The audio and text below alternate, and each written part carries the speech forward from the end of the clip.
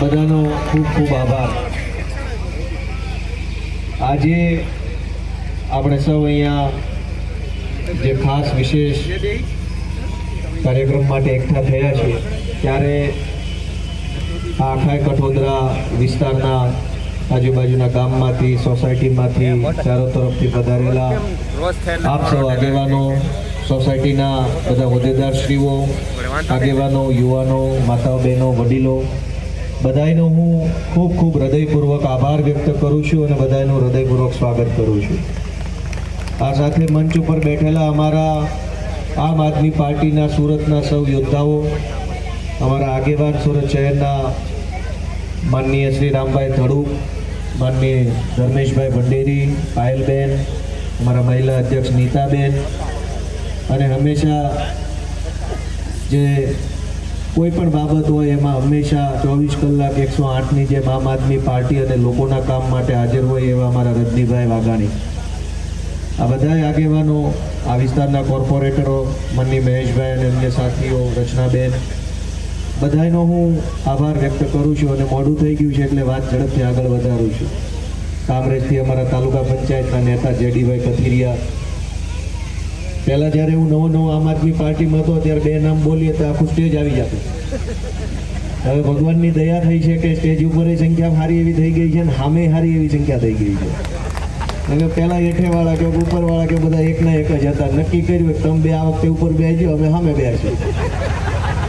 કેમ કે એ દિવસો હતા આમ આદમી પાર્ટીના. લોકો એમ માનતા હતા કે તમારું કાંઈ નહીં આવે, તમે ખોટા મથો છો, તમને મતય નહીં મળે, ગુજરાતમાં ત્રીજી પાર્ટી નથી હાલતી, આ તમે બધા જે ધંધા કરો છો એ બંધ કરી દેજો, અમારો તો કોઈ પત્રિકા પકડવા તૈયાર નહીં. એવા સમયે સંઘર્ષ કરીને રાકેશભાઈ હિરપરા, મનોજભાઈ સોરઠિયા, આ ધર્મેશભાઈ ભંડેરી, એક અમારા કિરીટ કાકા અત્યારે આ દુનિયામાં નથી રહ્યા, કિશોર કાકા દેસાઈ, એવા 8-10 લોકો હતા કે જેને મનમાં એક સંકલ્પ હતો કે એક તો એવો દિવસ આવશે જે દિવસે ગુજરાતમાં આમ આદમી પાર્ટીનો ડંકો વાગ્યો હશે. હજારો લોકોને ભરોસો નહોતો કે કંઈક થઈ શકશે, પણ કેટલાક લોકોના સંકલ્પમાં એ તાકાત હતી કે એમણે એ સપનું જોયું, સપનું સાકાર કરવાની દિશામાં કામ કર્યું અને આજે એમનું સપનું સાચું સાબિત થયું કે આખા ગુજરાતમાં આમ આદમી પાર્ટીની ચર્ચાઓ છે. એવા અનેક લોકોએ આમ આદમી પાર્ટીનું કામ કર્યું અને આજે વિશેષ ખુશીનો દિવસ છે કે આમ આદમી પાર્ટી એક પછી એક પગથિયા ચડતા મોટી થતી જાય છે. આજે રિંકલબેન પોષા આમ આદમી પાર્ટીમાં જોડાયા છે, એનું હું પહેલાં તો આમ આદમી પાર્ટીમાં હૃદયપૂર્વક સ્વાગત કરું છું. અને અમારી પાર્ટીની શક્તિ વધી, બળ વધ્યું, તાકાત વધી. આ તો પાર્ટી શિક્ષણની પાર્ટી છે અને શિક્ષણ માટે જેમણે વાસ્તવિક સંઘર્ષ કર્યો હોય, સહન કર્યું હોય, ભોગવ્યું હોય, પીડા વેઠી હોય, એવા ઘડાયેલ વ્યક્તિ કાળુભાઈ અને એમના ધર્મપત્ની રિંકલબેન, બંનેનો સહયોગ આમ આદમી પાર્ટીને મળવાનો છે એ અમારા માટે બહુ ગર્વની બાબત છે. રિંકલબેનનું હાર્દિક સ્વાગત કરું છું. એમની સાથે જે કાંઈ બહેનો, ભાઈઓ, આગેવાનો, જે કોઈ લોકો આમ આદમી પાર્ટીમાં આવ્યા છે એ બધાનું સહર્ષ સ્વાગત છે. દોસ્તો, આપણે એક વાત વિચારવી પડશે કે આ 30 વર્ષ થઈ ગયા ગુજરાતમાં, આપણે જ બધાએ મત આપી અને ભાજપની સરકાર બનાવી. 30 વર્ષનો હિસાબ મારી અને વિચાર કરીએ કે આ 30 વર્ષમાં આપણા જીવનની અંદર બદલાવ આવે એવો કયો ફાયદો સરકાર તરફથી આપણને મળ્યો. આજ તમે સારા ઘરમાં કે ફ્લેટમાં રહેતા હશો તો તમે લોન લઈને રહેતા હશો, કોઈ ધંધો ખોલ્યો હશે તો લોન લઈને ખોલ્યો હશે, ગાડીઓ સારી હશે તો લોન લઈને લીધી હશે, છોકરા કોઈ સારી કોલેજમાં કે વિદેશમાં ભણતા હશે તો લોન લઈને ભણતા હશે. સરકારમાંથી સીધો ફાયદો મળ્યો હોય અને તમે ખુશ થઈ ગયા હોય એવા 10 મુદ્દા આજે આ 30 વર્ષ પછી આપણને પ્રાપ્ત નથી થયા. બટન બધાએ દબાવ્યા, મત આપ્યા, પૈસા આપ્યા, જ્યાં સન્માન સમારોહમાં આપણને માણસો બતાવવા બોલાવ્યા ત્યાં સન્માન સમારોહમાં હાજરીઓ આપી. 30-40 વર્ષ સુધી એક જ પાર્ટીને મત આપ્યા પછી આજ આપણા માટે શું છે? હું હમણાં રજનીભાઈ વાત કરતો હતો કે ગયા 2021માં જ્યારે કોર્પોરેશનની ચૂંટણી આવવાની હતી ત્યારે આ ચોકમાં આપણી સભા થઈ હતી અને એ વખતે આ કઠોદરા ગામ અને આ વિસ્તાર નવો કોર્પોરેશનમાં ભેળવવામાં આવ્યો હતો. અને એ વખતે ભાજપના નેતાઓએ આમ આમલી બતાવ્યા હતા કે કોર્પોરેશનમાં ભળી જશો એટલે અહીંયા તો અમેરિકા જેવો માહોલ થઈ જશે. આ તો મહેશભાઈની અને રચનાબેનની મહેનત છે કે 4 હારા રોડ બન્યા. એ સિવાય આ વિસ્તાર કોર્પોરેશનમાં ભળ્યો એનો તમને શું ફાયદો મળ્યો? કોઈ દવાખાનું આવ્યું? શાળા તો રિંકલબેનની મહેનતથી કાળુભાઈ જેલમાં ગયા એટલે બની છે, એમાંય કોઈ ભાજપ વાળાએ માથે લેવાની જરૂર નથી. રોડ હારા બન્યા તો મહેશભાઈની મહેનતથી બન્યા.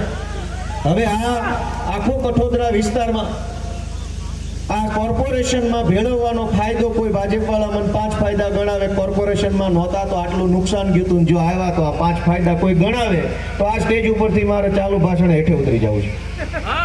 કોઈ 5 ફાયદા તો બોલે કે કઠોદરાને કોર્પોરેશનમાં નાખ્યું તો વેરો વધ્યો, એ સિવાય શું વધ્યું? વેરો વધ્યો અને ત્રાસ વધ્યો સરકારી માણસોનો. પહેલા ટૂંકમાં પડતું હતું ગ્રામ પંચાયતમાં, એ લાંબુ થવા માંડ્યું.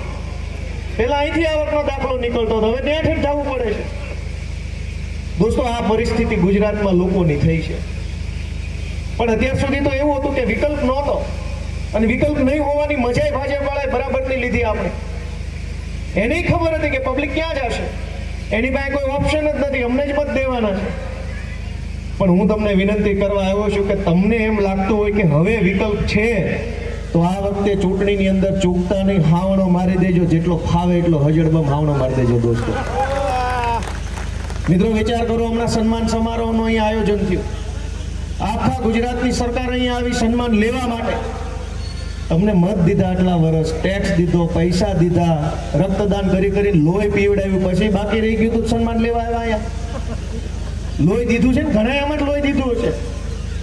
આવતીકાલે રાષ્ટ્રીય બુટલેગર દિવસ છે. કોઈ ખબર છે ખબર કોઈને?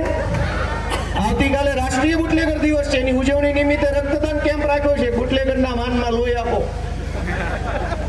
મિત્રો, હું તો ભલે આપણે હસીએ છીએ, પણ હું તો તમને વિનંતી કરવા આવ્યો છું કે કેવી રીતે આપણું જીવન કેવું છે. એક બાજુ ભણતર ગણતરનો જમાનો છે, શિક્ષણનો જમાનો છે, અને આપણા વરાછા વિસ્તારમાં કોઈ કોલેજના ઠેકાણા નથી. હજારો છોકરાઓએ બસની અંદર ઘેટા બકરાની જેમ ભરાઈને ક્યાં છે ભણવા જવું પડે છે. સરકારથી એક સ્કૂલ નહીં બનતી હોય. નરેન્દ્ર મોદી અહીંયા રાજપીપળામાં આવ્યા તો 50 કરોડનો ખર્ચો કર્યો, ટેન્ટમાં, જમવામાં, અને ગાડીઓમાં, રોડમાં વગેરેમાં. ચૈતરભાઈ વસાવાએ આખું કૌભાંડ ખુલ્લું પાડ્યું. એક નેતા આવે તો 50 કરોડ રૂપિયાનો ખર્ચો કરવાની શક્તિ સરકાર પાસે છે, તો 100 કરોડનો ખર્ચો કરીને વરાછામાં કે કામરેજમાં, સરથાણામાં, લસકાણામાં કોલેજ નહીં ખુલી શકતી હોય, એક શાળા નહીં ખુલી શકતી હોય સાયન્સની? પણ એને ખબર છે, એક શાળા ખોલો કે ન ખોલો, સ્કૂલ ખોલો કે ન ખોલો, અહીં દવાખાના બનાવો કે ન બનાવો, આ બધા હિન્દુ મુસલમાન કરશું ને ચૂંટણી ટાણે તો બટન દબાવી જાય બીકમાં માર્યા કે દવાખાનું ભલે ન બને. વર્ષોથી દોસ્તો આવું હાલતું રહ્યું છે. અને એટલે અમે તમને વિનંતી કરવા આવ્યા છે કે જરાક બધા પોતાનો આત્મા જગાડે. અમારું ન વિચારે. હું તો કતાર ગામમાં એક ચૂંટણી હારી ગયો તો એમનામ લોઢાનો થઈને પડ્યો રહ્યો, વળી વારો આવી ગયો. અમે હિંમત ન હાર્યા. હું હારી ગયો તો અમારું શું નુકસાન ગયું? અને અમારું કોઈ નુકસાન ન ગયું હારી ગયો તોય. પણ તમે વિચારો કે ભાજપની સરકાર જીતી ગઈ, એનો ફાયદો જનતાને શું મળ્યો? જનતાને એનો કોઈ ફાયદો ન મળ્યો. જનતા આજે રીબાઈ છે. રત્ન કલાકારોને હીરામાં હમણાં મંદી આવી, બહુ માહોલ મજબૂત થયો, રત્ન કલાકારોમાં નારાજગી આવી, તો પેકેજ જાહેર કર્યું, રત્નદીપ શિક્ષણ સહાય યોજના, કંઈક 12-13 હજાર રૂપિયા ફી ભરવાની. કોકને કંઈક મળ્યું, બાકી કોઈને કાણી કોડી મળી નથી. ફોર્મના નામે બધાય 200-500નો ખર્ચો કરીને બેઠા છે. આ કાર્ડ લાવો ને ઓલું કાર્ડ લાવો ને અંગૂઠો લાવો ને સિક્કો આવો ને એફિડેવિટ આપો ને બાબલાનો ફોટો ને બાબલાની મમ્મીનો ફોટો ને એના પપ્પાનો ફોટો ને દાદાનો ફોટો, બધું ચોંટાડીને એક થપ્પો કરીને ફાઇલ આપી. પૈસા ક્યાં? તો કે પૈસા આવે ત્યારે દઈશું.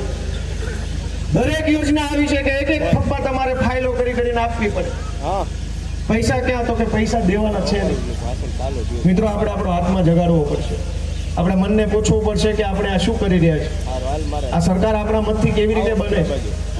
રામભાઈ હમણાં એની વાતમાં વાત કરતા હતા, શિક્ષણ મંત્રી બન્યા પણ અહીંયા આમ ન કર્યું, તેમ ન કર્યું. આરોગ્ય મંત્રી છે, આમ ન કર્યું, તેમ ન કર્યું. મારે તમને સાચી વાત આ જાહેરમાં હું કહેવી કે ગાંધીનગરમાં આ લોકોની આબરૂ શું છે? કોઈ વેલ્યુ નથી આ લોકોની. આખા ગુજરાતમાં ભાજપમાંથી ચૂંટણી જીતેલાઓની ગાંધીનગરના બજારમાં એક પટાવાળાથી વિશેષ પાવલીની વેલ્યુ થતી નથી. આ વાસ્તવિકતા છે ને. એક વખત નહીં, હું 100 વખત જાહેર સ્ટેજ ઉપરથી બોલ્યો છું. કોઈ કેબિનેટ મંત્રી એમ નથી કીધું હું પટાવાળો નથી. આવી જાય ગોપાલ મારિયારે ડિબેટમાં, ક્યાંથી કે મેં 10 વખત કીધું કે પટાવાળા છે, આની કોઈ ઓકાત નથી. એનું કોઈ ગાંધીનગરની બજારમાં 5 પૈસાનું વજન પડતું નથી.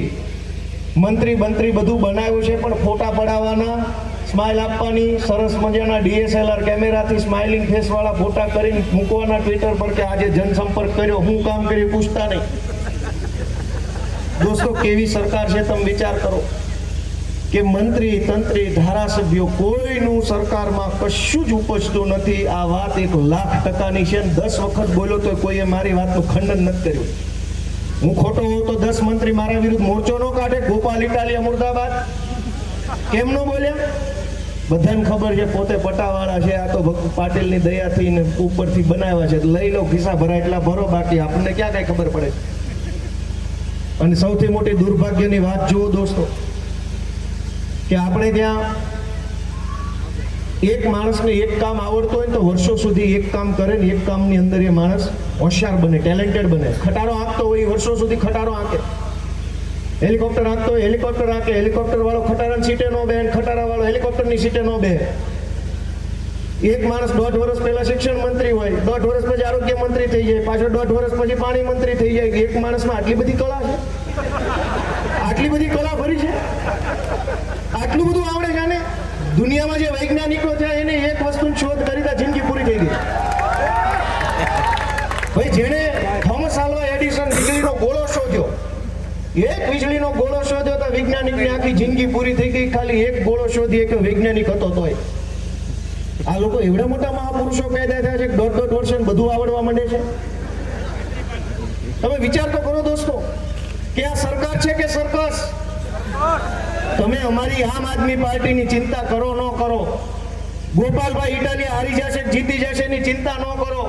તમારા મતથી જે માણસો ચૂંટાય છે એ ન્યા સંગીત ખુરશીની રમત રમે છે, એના સર્કસમાંથી નવરા થાય તો તમારું કાંઈક કલ્યાણ કરશે. એટલું તો વિચારો. એ એનામાંથી નવરા નથી થતા. એક સરકારની અંદર કેવડો મોટો વિભાગ હોય, જેમ કે શિક્ષણ વિભાગનો દાખલો લઈએ તો શિક્ષણની અંદર પ્રાથમિક શિક્ષણ, માધ્યમિક શિક્ષણ, ઉચ્ચ શિક્ષણ, ટેકનિકલ શિક્ષણ, પ્રૌઢ શિક્ષણ. હવે એ પાછા આટલા વિભાગ તો મુખ્ય વિભાગ. એ મુખ્ય વિભાગની અંદર શિક્ષણનો બાંધકામ વિભાગ અલગ, શિક્ષણનો મહેકમ એટલે કે કર્મચારી વિભાગ અલગ, શિક્ષણનો પગારનો વિભાગ અલગ, શિક્ષણનો ભરતીનો વિભાગ અલગ, શિક્ષણના નિવૃત્તિ પછી પેન્શનનો વિભાગ અલગ. એની અંદર એ પાછો ખરીદીનો વિભાગ અલગ. શિક્ષણની અંદર ખરીદીનો વિભાગ તો કે કોમ્પ્યુટર, ચોપડા, ઇન્ફ્રાસ્ટ્રક્ચર ખરીદી વિભાગ અલગ, તોડવા ફોડવાનો વિભાગ અલગ, જૂની સ્કૂલ તોડી પાડવી છે તો એનો વિભાગ અલગ, કોર્પોરેશનની શાળાનો વિભાગ અલગ, નગરપાલિકાની શાળાનો અલગ, જિલ્લા પંચાયતની શાળાનો વિભાગ અલગ, પ્રાઇવેટ શાળાનો વિભાગ અલગ. એક શિક્ષણ વિભાગની અંદર આટલા વિભાગ આવે તો આ મહાપુરુષો એટલા બધા જ્ઞાની છે કે 1.5 વર્ષ બધું શીખી જાય. દરેક શાળાની અંદર એક વિષયનો એક શિક્ષક હોય, બીજો વિષય નથી ભણાવી શકતો. આવડી મોટી દુનિયા છે. ગણિતનો શિક્ષક અંગ્રેજી નો ભણાવે, અંગ્રેજીનો શિક્ષક પર્યાવરણ નો ભણાવે. બધાને બધી ખબર છે કે એક માણસ એક કામ જ આવડે, 100 કામ ન આવડે તો એ મહાપુરુષ કહેવાય. સરકારને આપણી કોઈ ચિંતા નથી. તમે જુઓ ઘડીક આને કે ચંદુન નહીં મગનને બનાવો, મગનને નહીં રમેશને બનાવો, એને કામ આરે લેવા દેવા નથી, ખાના ભરવા આરે લેવા દેવા. શિક્ષણ પ્રત્યે ગંભીરતા હોત તો કોઈ શિક્ષણ આવડતો એવો માણસ મૂક્યો હોત, આરોગ્ય પ્રત્યે ગંભીરતા હોત તો આરોગ્ય આવડતો એવો માણસ મૂક્યો હોત. દોસ્તો, સરકારને નથી શિક્ષણની ગંભીરતા, નથી આરોગ્યની, નથી પાણીની, નથી વીજળીની. એને એક જ વસ્તુની ગંભીરતા છે કે અમારી સામે ન પડે એવા ગાંડા ગોતીને મંત્રી બનાવી દો એટલે રળ્યા કરે, એમના બોલે નહીં કાંઈ મૂંગા મૂંગા. કેપેબલ માણસને આગળ ન આવવા દેવાનો. આપણા માટે કોઈ મંત્રી નથી બનાવતા, જનતાની સેવા કરવા નથી બનાવતા. ઘણા દોસ્તો, હું તો તમને વિનંતી કરવા આવ્યો છું, નાનો માણસ છું. આ વિસાવદરના ખેડૂતોના આશીર્વાદથી ધારાસભ્ય તરીકે મને જવાબદારી મળી છે એટલે જરાક મોટો લાગુ છું ગામમાં, પણ હું નાનો માણસ છું. અમે અમારી વેદના કહીએ કે ક્યાં સુધી લોકો આત્મા નહીં જગાડે. પોતાની મનને પૂછે બધા કે પહેલાના જમાનામાં આ સુરતમાં જે આખા દેશમાંથી જે માણસ અહીંયા આવતો ને એનું ઘર હચવાઈ જતું, ઘરનું પેટ ભરાતું. ઘરનો એક આદમી હીરા ઘસતો તો ઘર આખું હાલી જતું. એક જમાનામાં બહેનો ઓલું એને શું કહેવાય જમાડવાનું ઘરે કરતા લોજિંગ, ઘરે 10, 20, 30, 40 વ્યક્તિઓને રોટલા ખવડાવે એનું ઘર હાલતું ને લોજિંગ કરી કરીને મકાનો લીધા, સોનું લીધું, છોકરા પવડાવવાના દાખલા આ સુરતમાં છે. એક જમાનો એવો હતો. પછી બધાને એમ થયું કે નહીં આમાં નથી મજા આવતી, ભાજપ લાવો. લાવ્યા ભાજપ. ઘરમાં હોય એટલા કમાય છે ને તોય અત્યારે ઘટતા હોય છે દર વખતે. તે દિવસે 2 જણા કમાતા, બેન લોજિંગ કરતા ને ભાઈ હીરા ઘસતા ને આખું ઘર ખુશ ખુશ રહેતું. આજની પરિસ્થિતિ શું છે કે જીવનમાં માત્ર 2 કામ પૂરા કરે ને ત્યાં માણસ આથમી જાય છે. આથમી જાય મતલબ ઉપર વયો જાય છે. એક ઘરનું ઘર લઈ લે સુરતમાં અને એક દીકરો કે એક દીકરી પવણાઈ દે, 2 પ્રસંગ ઉકેલે ને ત્યાં માણસ આખો ઉકલી જાય છે. એવી હારી સરકાર આપણે ત્યાં આવી છે. ત્રીજું કામ નથી કરી શકાતું. પહેલા આપણે બધાની ત્રીજી પેઢીએ 10 છોકરાઓ, ભાઈઓ બહેનો, ફઈઓ ફુવા, મામા માસીઓ, કેટલા ભાઈઓ, બધાનું પોહાણ હતું, બધાનું ભરણ પોષણ થઈ જતું, લગ્ન થઈ જતા, સોનું દેવાઈ જતું, આણું થઈ જતું, કરિયાવર બધું જ થતું. એક સંતાન પવણાવો ને એક ઘરનું ઘર સુરતમાં લઈ લો તો આખો માણસ ઉકલી ગયો, આખી પેઢી પૂરી થઈ જાય. આટલી અમથી વાતમાં હું કામ? ચારો તરફ ભાજપના માણસોએ લૂંટ મચાવી છે, લૂંટ. આ તમામ જમીનોના ભાવ ખોટી રીતે ઊંચા કરવામાં આવ્યા. ટીપીના નામે 40% જમીન કાપી લે. બચેલી જમીન ઉપર બધો બોજ આવે. બિલ્ડરને મોંઘું પડે એટલે બિલ્ડરને ઘરે થોડું મોંઘું પડે, એ તો લેનારા ઉપર મોંઘું પડે. અને દોસ્તો એ તો ઠીક છે, આ વડોદરામાં દર ચોમાસામાં પૂર આવે, પાણી ભરાઈ જાય છે. જુનાગઢની અંદર ચોમાસામાં પૂર આવ્યું, પાણી ભરાઈ ગયું. આ કઠોદરા વિસ્તાર નવો ડેવલપ થાય છે. આ આખી ખાડી બિલ્ડરોએ દબાવી દીધી અને કોઈ કહેનારું નથી. બિલ્ડિંગો તો બની જશે. કોઈક માણસ આખી મહેનત મજૂરી પરસેવાની કમાણી લગાવીને 25 લાખનો એક ફ્લેટ લેશે. ફ્લેટ તો શિયાળે કે ઉનાળે લેશે, ચોમાસે ખબર પડશે 25 લાખના ફ્લેટની હેઠે પાણી ભરાય છે. ક્યાં ફરિયાદ કરવાની? દોસ્તો આપ કોઈ કહેવા વાળું નથી, કોઈ રોકટોક કરવા વાળું નથી. હમણાં હું ગયો તો સિટીમાં, એટલા બધા ટ્રાફિક પોલીસ વાળા ઊભા હતા, જેની તેની ગાડીઓ ઉઠાવી જતા. મને એમ થયું કે અત્યારે નથી બોલવું, સરકાર આવે ત્યારે કહીશું. જેમ ભાવે એમ રોડ ઉપર પાર્કિંગ વગરના બિલ્ડિંગો બનાવી નાખ્યા, એ કોઈ ન દેખાણા. આખું બિલ્ડિંગ ગેરકાયદેસર ઊભું હોય, પાર્કિંગ ન હોય, બેઝમેન્ટ પાર્કિંગ ન હોય, બેઝમેન્ટના પાર્કિંગની જગ્યાએ દુકાન બની ગઈ હોય તો કોઈનો વાંધો નથી. તમારી ગાડી ત્યાં ન મૂકતા, નકર ઉઠાઈ લેવી ગેરકાયદેસર. એનો થયો કે ગાડી પાર્ક કરવું એ ગેરકાયદેસર છે, બિલ્ડિંગ બનાવવું કાયદેસર છે. શું કામ? ભાજપના નેતાને પૈસા આપીને બનાવ્યું છે, એમનામ થોડું બનાવ્યું. તો મારે એવું કહેવું છે કે ભાઈ અહીંયા ભાજપની ઓફિસ કામરેજ ખુલી છે ને મહિનાને પાસ કાઢજો, ગાડી ગમે ને પાર્ક કરવાનો, 3000 આપો, ગમે ને પાર્ક કરજો. દોસ્તો કઈ હાલત હાલે છે કે જનતાને લૂંટી લેવા સિવાય કોઈ વાત નહીં. બિલ્ડરો અહીંયા પેલી ખાડી દબાવીને બાંધકામ કરે ને આ લૂંટી લે, કોર્પોરેશન વાળા આમ લૂંટી લે, પોલીસ આમ લૂંટી લે, આવકના દાખલા વાળા ખૂણામાં લઈ જઈને લૂંટી લે. કરવાનું હું? દોસ્તો હું વારંવાર વિનંતી કરું છું કે આ અમારો વિષય નથી. ગોપાલભાઈ ઇટાલિયા કે રજનીભાઈ કે રામભાઈ ધડુકનો કોઈ નુકસાન નથી. અમે તો લડનારા લોકો છે અને અમે લડીએ છીએ જનતા માટે. તો ખોટી FIR થાય છે, સાચી FIR કરાવવા માટે થઈને આખો સમાજ અત્યારે મુખ્યમંત્રીને મળે અને ખોટી FIR ઊભા થઈ જાય અમારા ઉપર. અમારા રાજુભાઈ કરપડા અને પ્રવીણભાઈ રામ અત્યારે જેલમાં છે. શું કામ? તો કે ખેડૂતો માટે અવાજ ઉઠાવ્યો એટલે. બોટાદની અંદર કરદો થયો, અવાજ ઉઠાવ્યો, વિરોધ કર્યો તો 307 લગાવીને જેલમાં પૂરી દીધા. વિસાવદરની અંદર ટેકાના ભાવે મગફળી ખરીદીમાં ખેડૂતો પાસેથી પૈસા માંગતા હતા. અમને ખબર પડી, મેં હરેશભાઈને ત્યાં અવાજ ઉઠાવવા વિરોધ કરવા મોકલ્યા. હરેશભાઈ પર 307 લગાવીને અત્યારે જેલમાં પૂર્યા જુનાગઢની. જે માણસ બોલે એની ઉપર FIR જેલમાં પૂરી દો. દોસ્તો અમે આખી જિંદગી જેલમાં રહી તો કાંઈ થાય એમ નથી. અમે ઘડાઈ ગયા છીએ, પણ જનતા પોતાનું વિચારે કે આ સરકાર આવી રહેશે, તમારા માટે લડનારા લોકોને જેલમાં પૂરી દેશે, તો જનતા કોના ભરોસે અવાજ ઉઠાવી શકશે? ક્યાં જઈને બોલવાનું? કોની પાસે અવાજ સાંભળવાનો? અને કેવી રીતે સરકારી તંત્રનો ભયંકર ખોટો દુરુપયોગ થાય છે એનો દાખલો તમને લાઈવ હમણાં. એટલી હદે ખોટું થઈ રહ્યું છે કે કોઈ કહેનારું નથી, કોઈ પૂછનારું નથી, કોઈ જોનારું નથી. બધા હિન્દુ મુસલમાન ભાજપ, હિન્દુ મુસલમાન ભાજપ, બટન દબાવો કરો, ભલે જે થવું એ થાય. તમને બધાને યાદ હશે કે અમરેલીમાં પાયલબેન ગોટીનું સરઘસ કાઢવામાં આવ્યું. યાદ છે કે નહીં બધાને? બધાને યાદ છે કે થોડા થોડાને? તે દિવસે એવું થયું કે પોલીસે ભાજપના એક નેતાની ફરિયાદ લખી અને ફરિયાદમાં એવું લખ્યું, લાવો તો કાગળ, કઈ હદે ખોટું કરવામાં આવે છે. ભાઈ પટ્ટો કમરે પહેરવા આપ્યો છે, ગળામાં પહેરવા નથી આપ્યો. પણ ઘણાને એવો શોખ છે કે ના ના હું ગળામાં પહેરીશ, મારે હર્ષંકલે આપેલો છે. તારા હર્ષંકલ કી એસી કી તેસી 27 આવા દે, ગળાના પટ્ટા અમે તમને પહેરાવશું વ્યવસ્થિત રીતે. એવું થોડું હોય. હર્ષંકલે પટ્ટો આપ્યો, હું ગળામાં પહેરીશ, તમારે નહીં પહેરું. આ હું તમને કાંડ કહું કે કેવા કાંડ થઈ રહ્યા છે. ગળામાં પટ્ટા પહેરીને ટોમી બની ગયા કેટલાક લોકો. અમારા ચૈતરભાઈ ઉપર ખોટો કેસ કરે, પ્રવીણભાઈ ઉપર ખોટો કેસ કરે, મારા ઉપર કરે, રજનીભાઈ ઉપર કરે.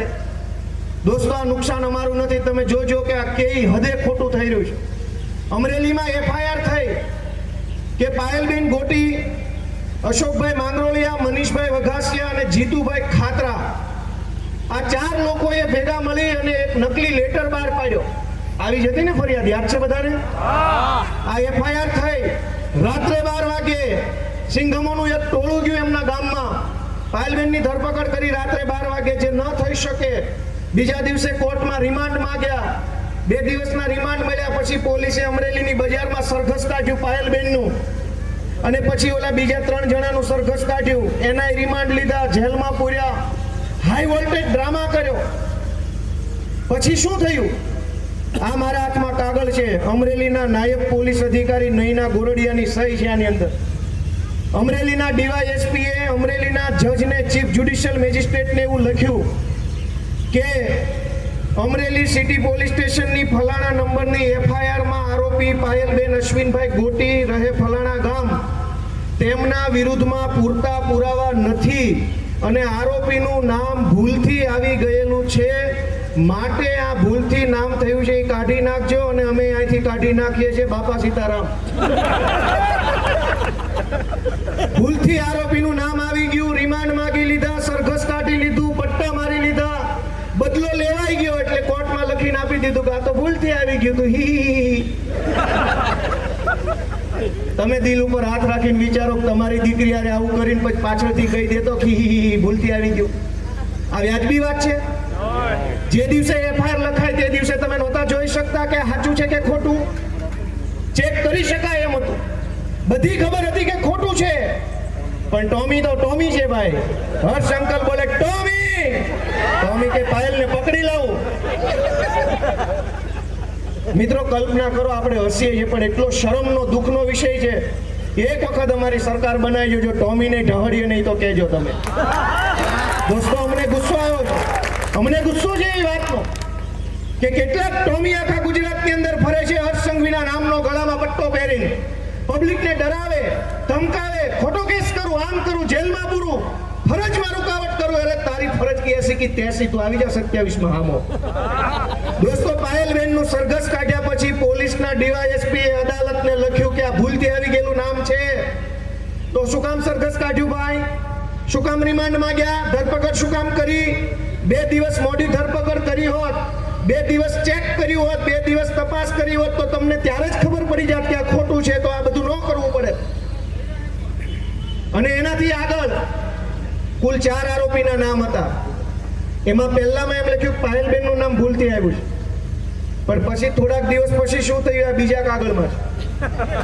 આ બીજા કાગળમાં સાયબર ક્રાઇમ પોલીસ સ્ટેશનના PIની સહી છે અને એણે એવું લખ્યું છે કે આ કેસ હકીકતની ભૂલ વાળો છે, એટલે કે અમારાથી ભૂલ થઈ ગઈ છે, એટલે આરોપી મનીષ વઘાસિયા, આરોપી જીતેન્દ્ર ખાતરા અને આરોપી અશોક માંગરોળિયા વિરુદ્ધ તપાસ દરમિયાન કોઈ પુરાવો મળ્યો નથી, એનું નામ પણ ભૂલથી આવી ગયેલું છે, માટે કાઢી નાખવું. બાપા સીતારામ. દોસ્તો વિચાર કરો, 4 આરોપીના નામ ભૂલથી આવી ગયા, 4 આરોપી વિરુદ્ધ પુરાવા નથી, તો મૂળ કેસનું શું થયું? ઓલો લેટર કોણે લખ્યો હતો? અને લેટર લખ્યો તો એ સાચો હતો કે ખોટો હતો? પાયલબેન અને 3 પુરુષ 4 આરોપી હતા, 4યના નામ ભૂલથી આવી ગયા એવું પોલીસે ઓફિશિયલ લખીને કોર્ટમાં આપી દીધું. તો ગુનો કોણે કર્યો? સરઘસ શું કામ કાઢ્યું, રિમાન્ડ શું કામ લીધા?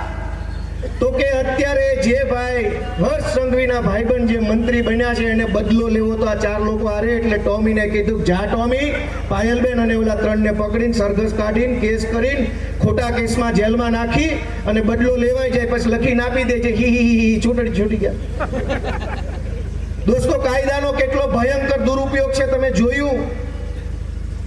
આ હદ છે પોલીસ સ્ટેશનોની હાલત આ છે. તમે વિચારો કે કેમ લડવાનું અને કોણ લડશે, આ બધું વ્યાજબી છે કે ગેરવ્યાજબી? તમારી શેરીમાં સોસાયટીમાં ભાજપના પેજ પ્રમુખ રહેતા એને પૂછો કે ભાઈ તારી બેન દીકરી આરે આવી ઘટના બનશે ને પાછળથી પોલીસ હી કરશે તો ગમશે? આ હાટું પોલીસ સ્ટેશન ખોલ્યા છે કે ગમે એની ઉપર ગમે એવો ખોટી એફઆઈઆર ને પાછળથી હી ભૂલ થઈ ગઈ, પુરાવો નથી, ખોટી રીતે નામ આવી ગયું, માફ કરજો, સોરી, તો આવી જાય કેબિનેટ મંત્રી સ્ટેજ ઉપર, હું 2 લાફા મારીને હી ભૂલ થઈ ગઈ. હાલશે એવી રીતે? ભાજપના કેબિનેટ મંત્રીને 4 લાફા સ્ટેજ ઉપરથી મારીને પછી હી હકીકતની ભૂલથી લાફો મરાઈ ગયેલ છે જે દરગુજર કરવા વિનંતી, તો હાલશે? હાલશે કે નહીં હાલે? આપણી બેન દીકરીનું સરઘસ કાઢ્યું અને અદાલતમાં ડીવાયએસપી લખીને આપ્યું ભૂલ થઈ ગઈ. તો તમે ભૂલ કરશો કે સાચું કરશો? ભૂલ કરી હોય તો બટન દબાવજો, બટન દબાવો. ભાજપનું સારું કરવું હોય તો દબાવો. હાવડાનું દોસ્તો એ વિનંતી છે, બીજું શું મારે કહેવું? તો એને ભૂલ કરી સરઘસ કાઢી. દોસ્તો, આટલી હદે સરકારી તંત્રનો ભયંકર દુરુપયોગ થઈ રહ્યો છે. જે બોલે એને પાડી દેવાની નીતિ, જે અવાજ ઉઠાવીને જેલમાં પૂરી દેવાના. કાળુભાઈ પોષિયાને ખોટા કેસમાં જેલમાં પૂર્યા. શું કેસ હતો કાળુભાઈ ઉપર? કે ખોટું રજીસ્ટર બનાવ્યું ને ચોકીદારનો પગાર ખાઈ ગયા.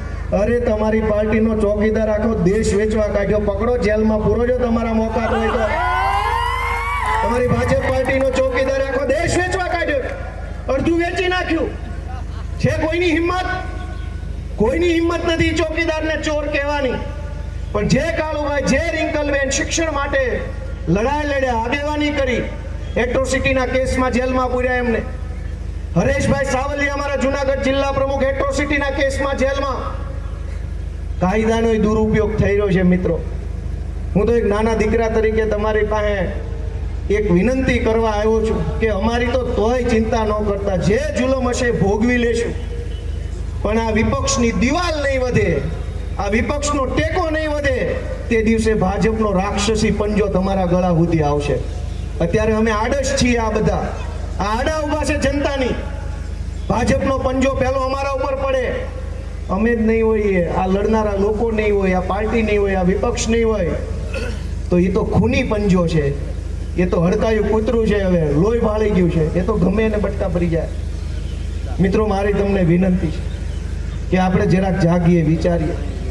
બે ચૂંટણીમાં કોર્પોરેશનમાં તમે ખૂબ સરસ આશીર્વાદ સહકાર આપ્યા, આ મહેશભાઈ જેવા આગેવાન આવ્યા, આખા 5 વર્ષ સુધી સંઘર્ષ કર્યો. જે દિવસે આ પાયલબેન, મહેશભાઈ, રચનાબેન, આ અમારા જેડી, આ બધા જ્યારે 2021માં ચૂંટણીમાં ઉભા રહ્યા ત્યારે એકેય ઉપર એકેય એફઆઈઆર નહોતી. આજે બધા ઉપર હાટા એફઆઈઆરો થઈ ગઈ છે. શેની? લૂંટ કરવાની નહીં, બળાત્કારની નહીં, ચોરીની નહીં, રેતી કાઢવાની નહીં તાપીમાંથી. કામરેજના, કતારગામના, વરાછાના, સુરતના લોકો માટે લડવાની હાટા એફઆઈઆર આ બધા ઉપર થઈ ગઈ છે. 5 વર્ષમાં એટલું મેળવ્યું એમણે. અને દોસ્તો, જે ભાજપમાંથી નેતા બને છે એ શું મેળવે છે તમે જાણો છો?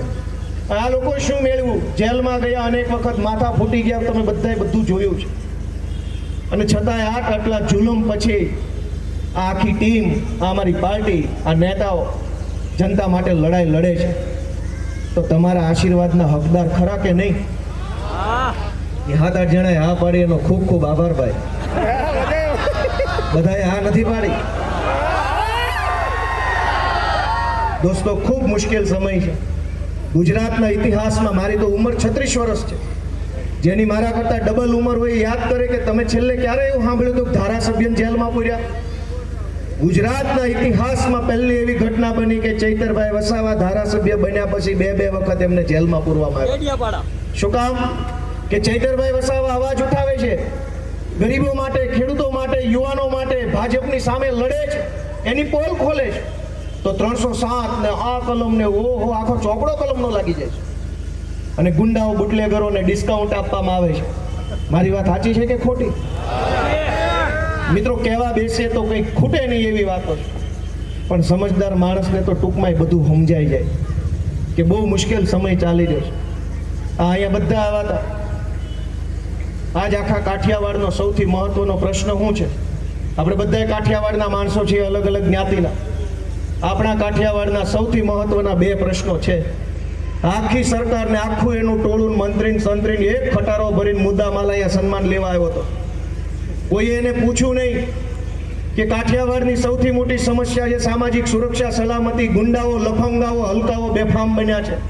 ગમે એને મારી લેવું, ગમે એનું લૂંટી લેવું, ગમે એને હેરાન કરવા, ગમે એની બેન દીકરીના ચાળા કરવા, ગમે એના શેઢે ચડી જવું, ગાડીઓ ચોરી લેવી, તુતારી કરી લેવી, વ્યાજે રૂપિયા આપીને જમીનો લખાઈ લેવી, બેફામ બન્યા છે બધા. આ વાત સાચી છે કે નહીં? આખા ગુજરાતમાં લુખ્ખાઓ બેફામ બન્યા છે. પણ છે કોઈમાં હિંમત ટોમીમાં કે લુખ્ખાઓને પકડી બતાવે? ગરીબ માણસને પકડવામાં બધા સિંઘમો. સામાન્ય માણસ બચારો પોટલું લઈને 2 રૂપિયા રળતો હોય તો એને પકડીને સિંઘમ અને રીલો બનાવવાની. પણ માફિયાઓ, ગુંડાઓ, રેતી કાઢનારાઓ, કટકી કરનારાઓ, તોડ કરનારાઓ, બહેનો દીકરીઓની છેડતી કરનારાઓ બેફામ ફરે છે. આખા ગુજરાતમાં કોઈ એને કંઈ કહી શકે એમ નથી. અને સૌથી વધુ સમસ્યા સૌરાષ્ટ્રની અંદર અત્યારે લુખ્ખા તત્વોની છે. છાસવારે ગમે એને મારી લેવાના, ગમે એની ઉપર ધોકો માર લેવાનો, લાફા માર લેવાના, ગાડીઓ ચડાવી દેવાની. આ કોઈ સરકાર રાજ છે કે પછી તાનાશાહી ચાલે છે? અને સૌથી મોટી બીજી સમસ્યા રોજગારની. અનેક માણસો એવા છે કે જે પરાણે મજબૂરીમાં, લાચારીમાં સુરત કે અમદાવાદ, રાજકોટ રહેવું પડે છે. જો બાપ દાદાના ગામની અંદર કંઈક એને રોજગાર મળે, કંઈક સારી સુવિધા મળે, વ્યવસ્થા મળે, સલામતી મળે, તો અનેક પરિવારો એવા છે જે અહીંયા હાંકડી કોટડીમાંથી આઝાદ થઈને બાપ દાદાના 10 વીઘાના મહેલમાં રહેવા જાય એમ છે. પણ કેવી રીતે જવાનું? ત્યાં સલામતી નથી, સુવિધા નથી, વ્યવસ્થા નથી. 30 વર્ષ થઈ ગયા ભાજપના નેતાને મત આપતા આપતા. CR પાટીલનો બંગલો જોયો છે કોઈએ? કોઈ જોયો છે? કોઈ જોયો છે? જાજો એકવાર. કયા વિસ્તારમાં આવ્યો એનો? અલથાણ ભટાર. હું તો બધાને વિનંતી કરું છું, અમથા સ્પેશિયલ બહારથી જોવા જાજો, તમારું દિલ ખુશ થઈ જાય ને એવો 100 કરોડનો બંગલો CR પાટીલે બનાવ્યો છે. એના ટોયલેટની અંદર ફિલ્ટર પાણી આવે છે. ભલે તમે દાંત કાઢો પણ કન્ફર્મ ન્યૂઝ છે. મને બધી માહિતી છે, જાજુ બોલવું નથી. દોસ્તો, તમે એને મત આપ્યા, એના તો ટોયલેટમાં ફિલ્ટર પાણી આવે છે ને આપણા છોકરાને ભણવા નિહાળ્યું નથી. એટલી બધી ચિંતાનો વિષય છે કે કહેવા બેસીશ તો તમને એમ લાગશે ગોપાલભાઈ શું બોલે છે. દરેક ભાજપના નેતાઓ આલિશાન મહેલોમાં રહેતા થઈ ગયા. અને એનોય વાંધો નથી, એના નસીબમાં હશે તો બંગલામાં ભલે રહેતા, પણ આપણા છોકરાના નસીબમાં શાળા નહીં લખી હોય, ભગવાને એમના મોકલ્યો છે વગર નિહાળતા. તમારા નસીબમાં બંગલા લખ્યા તો રહ્યો તમે બંગલામાં. અમારા છોકરાના નસીબમાં એક શાળા તો લખતા જાઓ હારી, કે આ ગરીબના ઘરે જન્મેલો છોકરો સાયન્સ બાયન્સ ભણશે અને એન્જિનિયર બેન્જિનિયર બનીને ઘરનું લીલું પીળું કરશે. તમારા નસીબમાં હશે તો તમે રળો, ખાઓ, પીઓ, ભ્રષ્ટાચાર કરો, બંગલા બનાવો. અમારા છોકરાનું હું નાનામાં નાની વાત માટે નાના માણસે કરગરવું પડે, ભીખ માગવી પડે, લાચારી કરવી પડે. આખી સરકારની ટોળકી સન્માન લેવા આવી, પણ માણસનું સન્માન તો કરતી નથી એમની સરકાર. એક આધાર કાર્ડમાં નામ કે અટક કે જન્મ તારીખ સુધારવી હોય તો પગે લાગી લેવું પડે છે. એટલી હદે ધક્કા ખાવા પડે છે. હું તો જોઉં છું કે ઘણા કેસમાં છૂટાછેડા થયા હોય અને પછી એ બેનના બીજા લગ્ન થયા હોય ને એમાં નામ બદલવા હોય, એ છોકરાના નામ બદલવા હોય તો હો ભગવાન ભાળી જાય છે. બાપા, આ કોઈ દી ન થાય. છૂટું કરવું હેલું થઈ ગયું છે, પણ ઓલું નામ બદલવું અઘરું થઈ ગયું છે. વાસ્તવિકતા હોય તો હા પાડો ને તો ના પાડી દો. એટલી હેરાનગતિ છે કે એની વાત જવા દો. માણસને ધક્કે ચડાવવો, અપમાનિત કરવો, એને કોઈ પણ સંજોગોમાં લૂંટી લેવા સિવાય કોઈ વાત નથી. સૌરાષ્ટ્રના 2 પ્રશ્નોની વાત કરતો હતો કે લુખ્ખા તત્વોનો ત્રાસ એટલી હદે વધ્યો છે કે એની કોઈ સીમા નથી. અને આ જ લોકો અહીંયા માઇકમાં ભાષણ આવીને કે કાંઈ પણ હોય તો સરકાર તમારી સાથે છે. અમારી નહીં, લફંગાઓની હારે સરકાર છે. અમારે હારે હોત તો ક્યાં ઉપાધિ છે? રેતી કાઢનારાઓની હારે સરકાર છે, આ ખાડી દબાવનારાઓની હાથે સરકાર છે, વ્યાજે ફેરવનારાઓની હારે સરકાર છે, દારૂ વેચનારાઓની હારે સરકાર છે, ડ્રગ્સ વેચનારાઓની હારે ભાજપની સરકાર છે. અમારી હારે તો 1000 હાથવાળો છે ને હવે આમ આદમી પાર્ટી છે. અમારી હારે તો બીજું કોણ છે? ગરીબો હારે કોણ? દોસ્તો, વિચારો. જરાક વિચાર